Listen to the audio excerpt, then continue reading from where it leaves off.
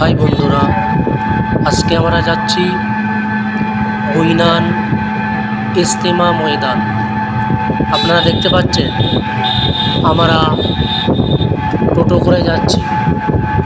আমরা বর্ধমান লোকাল ধরেছিলাম, হাওড়া বর্ধমান লোকাল ধরে ধনিয়াখালি স্টেশনে নেবে টোটো করে যাচ্ছি। আপনারা দেখতেই পাচ্ছেন, যারা হাওড়া থেকে আসবেন আপনারা বর্ধমান লোকাল ধরে ধনিয়াখালি স্টেশনে নেবে টোটো করে যাবেন। টোটো ভাড়া মাত্র 20 টাকা। এটাই হচ্ছে ইজতেমা ময়দান যাবার সহজ রাস্তা। আপনারা দেখতেই পাচ্ছেন আমরা এখন টোটো করে যাচ্ছি। আমরা এখন এই ইজতেমা ময়দানে পৌঁছে গেলাম।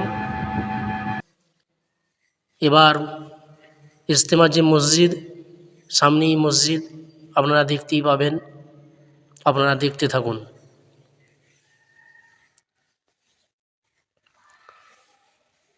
আপনারা দেখতেই পাচ্ছেন সামনে মসজিদ। আমরা ইজতেমা ময়দানে চলে এসেছি। যারা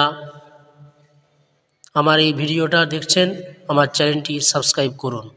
এটা হচ্ছে মসজিদের ভেতরে আসরের নামাজের পরে ভিডিওটা করেছি, আপনারা দেখতেই পাচ্ছেন। দেখুন কত বড় মসজিদ।